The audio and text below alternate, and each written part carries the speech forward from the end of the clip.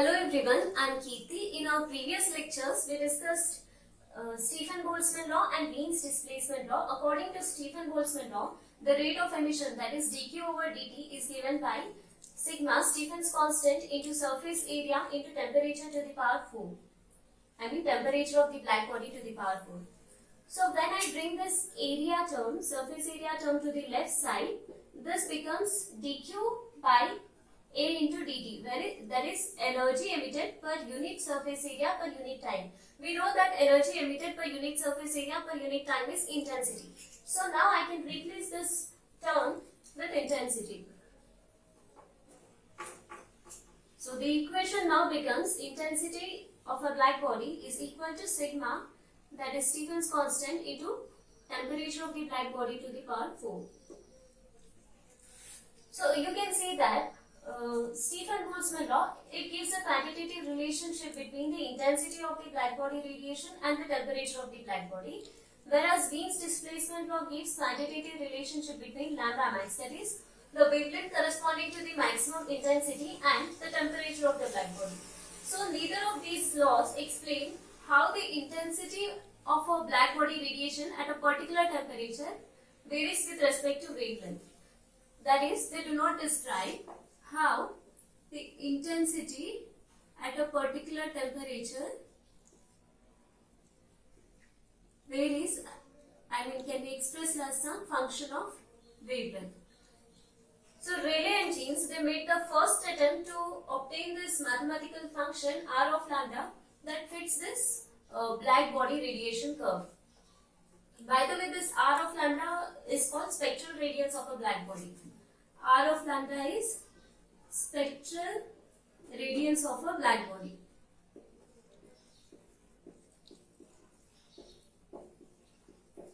And you can guess why it is called the spectral radiance, because it is called spectral radiance because it is a function that describes the emission spectra of a black body radiation. Therefore, it is called spectral radiance. And it is defined as energy emitted by a black body,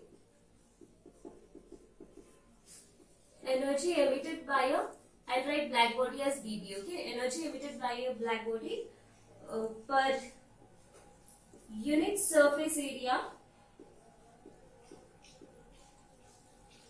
per unit time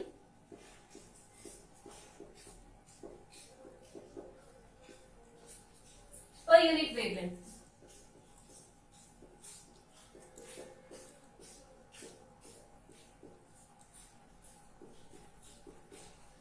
But Rayleigh and Jeans, they decided to express this spectral radiance function in terms of the energy density function, that is rho nu or rho lambda.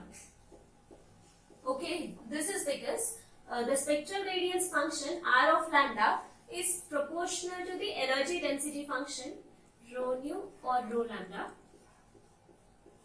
Rho nu means the energy density function expressed in terms of the frequency, and rho lambda is the energy density function expressed in terms of wavelength.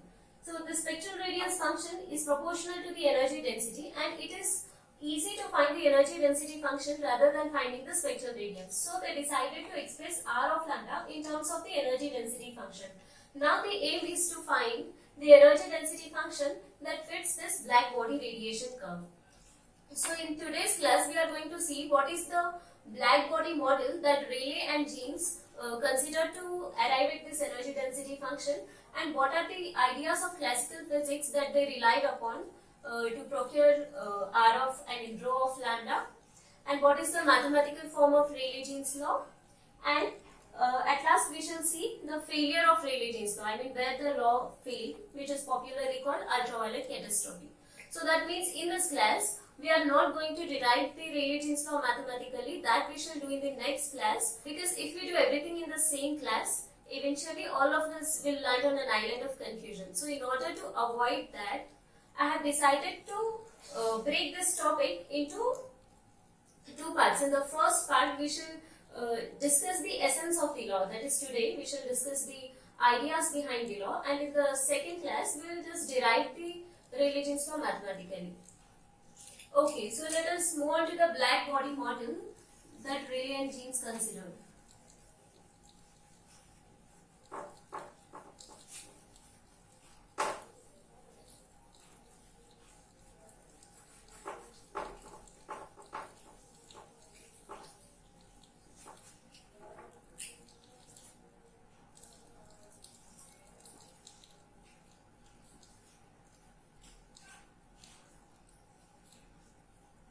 So Rayleigh and Jeans considered a metallic cubic cavity with a small hole as a black body.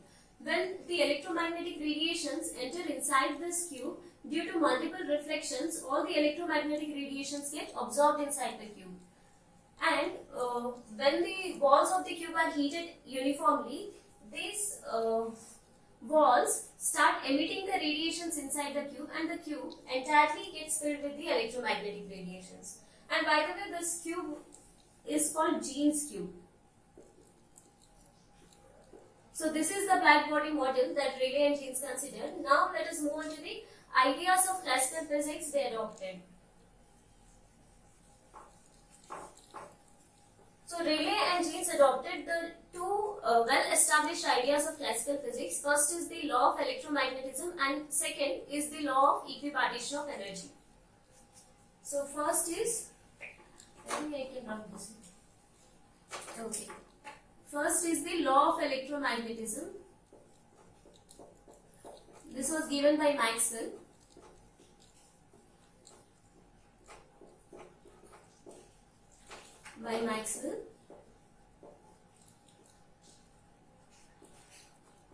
And second is the law of equipartition of energy.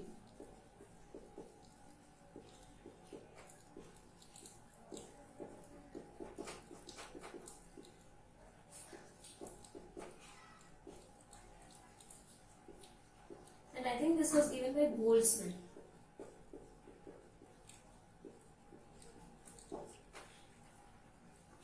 So according to the law of electromagnetism, the radiations are electromagnetic waves with perpendicularly oscillating electric and magnetic fields. So Rayleigh and Jeans, they considered that the radiations inside the cube are waves. So the radiations inside this Jeans cube are electromagnetic waves, and they form stationary waves. All the radiations, they form stationary waves inside the cube with nodes on the walls of the cube. Okay, so this way all the waves form stationary, and all the electromagnetic radiations form stationary waves inside this cube. So this was their assumption. So this idea of formation of stationary waves inside the cube, that puts a limit on the number of stationary waves inside the cube. So let us see how. Consider one side of the cube. Let this be the side. This is just for our visualization. Let L be the length of the side of the cube. Let L be the side of the cube. Now, the first wave possible with nodes on the walls of the cube is this, right?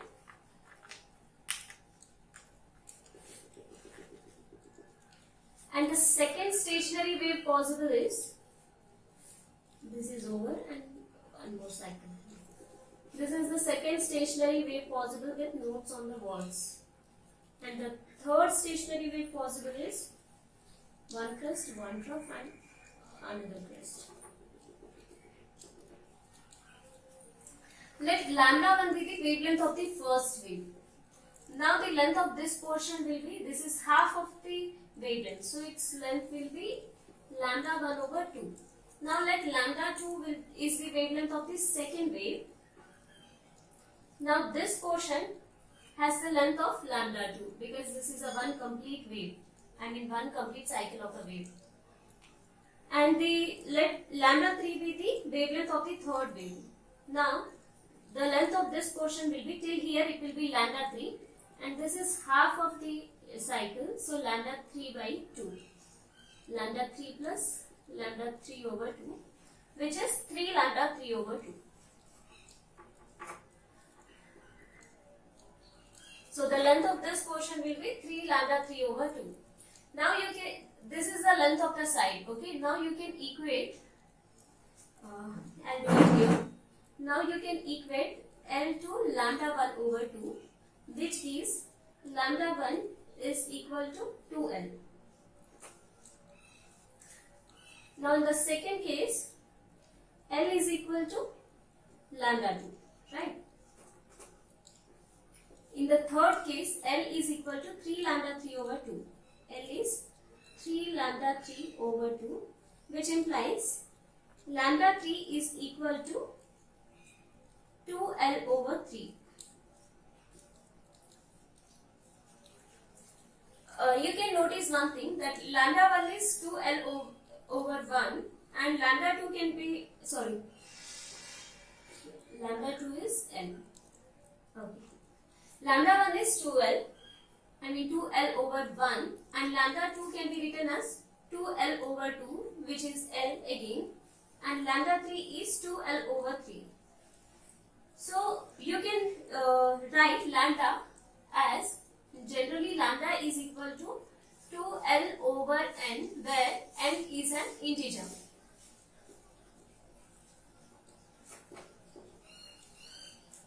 So from these things, we have seen that lambda can take values of only 2L over n, where n is an integer. So this idea of formation of stationary waves inside the cube is putting a limit on number of waves formed inside the cube. This is because only certain waves which has value of 2L over n wavelengths are possible inside this Jeans cube. So waves having wavelengths other than these values are not possible inside this cube. This was the first idea of classical physics adopted by Rayleigh and Jeans. The second idea was the law of equipartition of energy.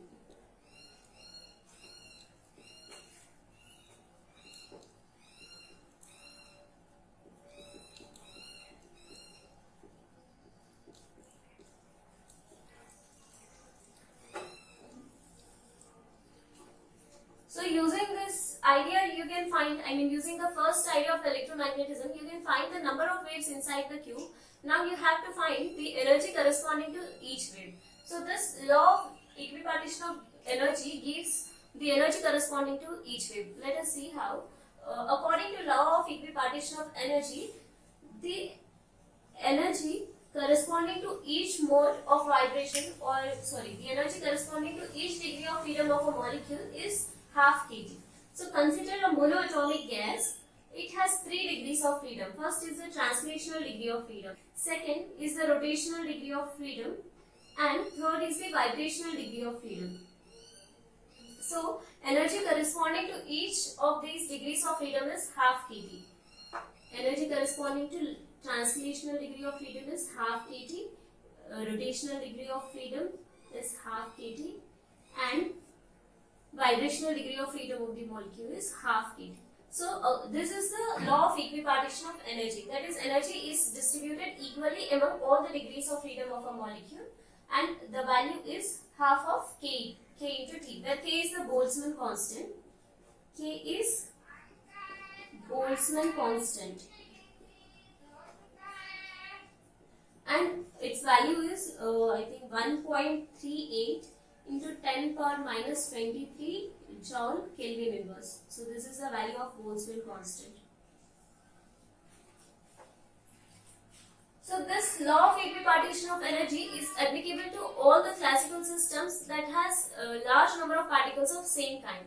So Rayleigh and Jeans thought that this law must also hold good for the electromagnetic radiations inside the cube, because this is all that Jeans cube is a system with large number of electromagnetic radiations inside it. So they thought they can apply this law of equipartition of energy to the Jeans cube. And using this law, they gave the energy corresponding to each stationary wave, or you can also call it each mode of vibration. So the energy corresponding to each stationary wave inside the Jeans cube. So there are many other waves, okay? I am representing only 2. So they gave that energy corresponding to each stationary wave is kT. The energy is doubled because the amplitude of stationary waves is twice that of the normal waves, and hence their energy is also double to that of the normal waves. That is half kT plus half kT, which is kT. So these were the ideas of classical physics that Rayleigh and Jeans relied upon. And now let us see the mathematical form of Rayleigh-Jeans law.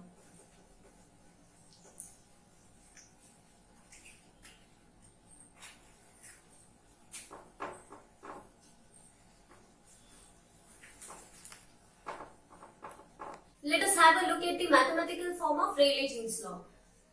So the aim of Rayleigh and Jeans was to find the energy density function, and they wanted to find the energy density between the frequencies nu and nu plus d nu. So the energy density function between these range of frequencies is denoted by rho nu d nu. Okay. To find this energy density function in this frequency range, first we have to find the number of stationary waves between this range. When you have the number of stationary waves, you know the energy corresponding to each wave. So the product of the number of stationary waves and the energy corresponding to each wave will give you the total energy of the waves between this range. And when you have the total energy, when you divide the total energy by total volume, then you will get the energy density function.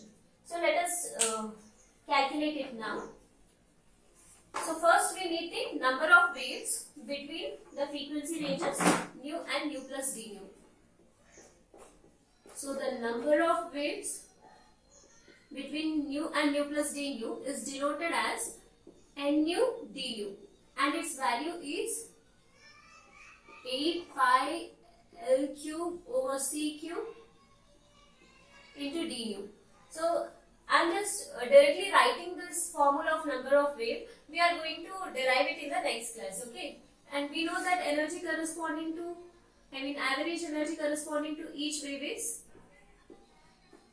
given by kT. So total energy, how do we get, when we multiply this with this, we get the total energy. Total energy is the product of the number of waves and the energy corresponding to each wave, d nu into kT. So energy density is given by total energy into total volume. So energy density is equal to this total energy. So I'll represent it with TE. Okay. Total energy by volume, which is equal to 8 pi L cube over C cube kT into d nu. What is the volume of the cube? L cube is the volume of the cube because the side of each cube is L. So you can cancel this L cube and L cube. So you will get 8 pi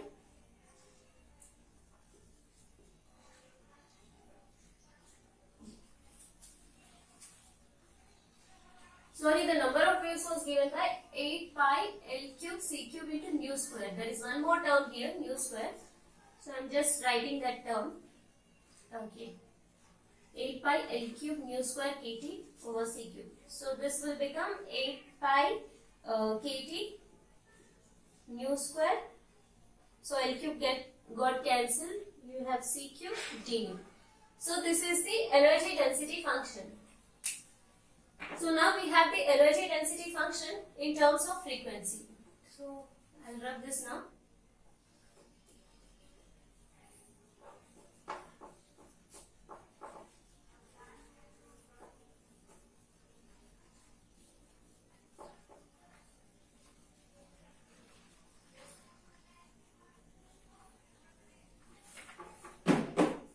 So we have this with us now. Energy density function in terms of frequency, 8 pi kT nu square d nu over C cube. But now I want to represent this energy density function in terms of lambda. That is, I want to have this rho lambda d lambda. Then how do I do it?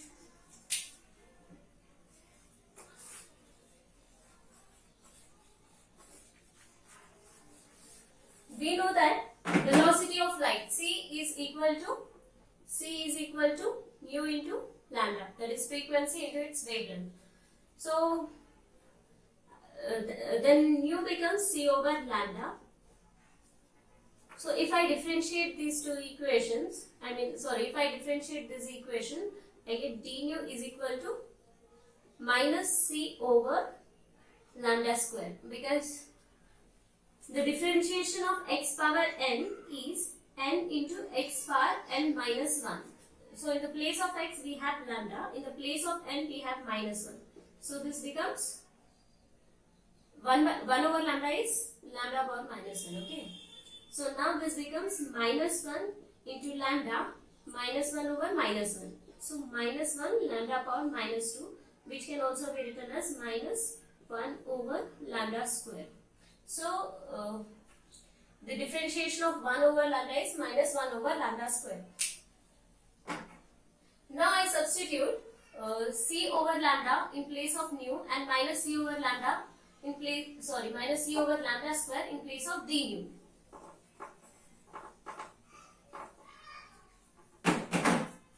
So rho lambda d lambda is 8 pi kt. So mu is c over lambda, so that becomes c square over lambda square. C cube is already there. D nu is minus c over lambda square. So c square and c becomes c cube. So I can cancel c cube and c cube. So c cube from the numerator and c cube from denominator gets cancelled. Now I have 8 pi kt. So the differentiation is with respect to lambda also. So I get d lambda here. Okay. Now I have 8 pi kt over lambda power 4 d lambda. So now we have got energy density function in terms of wavelength. So this is the energy density function in terms of wavelength. Let us see where the Rayleigh-Jeans law failed to explain the blackbody radiation. According to experimental data of intensity at higher wavelengths, the intensity value of blackbody radiation is less, right? So now let us see what is according to the Rayleigh-Jeans law. When the value of lambda is high, this higher value of lambda, the higher value of denominator, makes this entire value low, okay? When the denominator is high, that makes the entire value low. So the energy predicted by Rayleigh-Jeans law, or the intensity predicted by Rayleigh-Jeans law at higher wavelength takes a lower value, okay? So here both the experimental data and the value predicted by the Rayleigh-Jeans law are in accordance with each other. So when you decrease the wavelength, that is when you decrease the denominator, this entire term should keep on increasing. So according to Rayleigh-Jeans law, when you go to the lower wavelength region, the value of intensity increases continuously. So according to Rayleigh-Jeans law, this should increase continuously. But what is happening? Experimentally it was found that it increases, the value of intensity increases till certain value and then it decreases. So Rayleigh-Jeans law failed here, and when you enter the UV range, ultraviolet range, the energy predicted by the Rayleigh-Jeans law is much higher than the experimental value of intensity obtained from blackbody radiation. So that's why this failure is called ultraviolet catastrophe. And when you look at the zero wavelength region, when wavelength tends to zero, according to Rayleigh-Jeans law, the energy or intensity should tend to infinity. But experimentally it is found that at zero wavelength, the energy or intensity should also tend to 0. When lambda tends to 0, I should also tend to 0. This is experimental.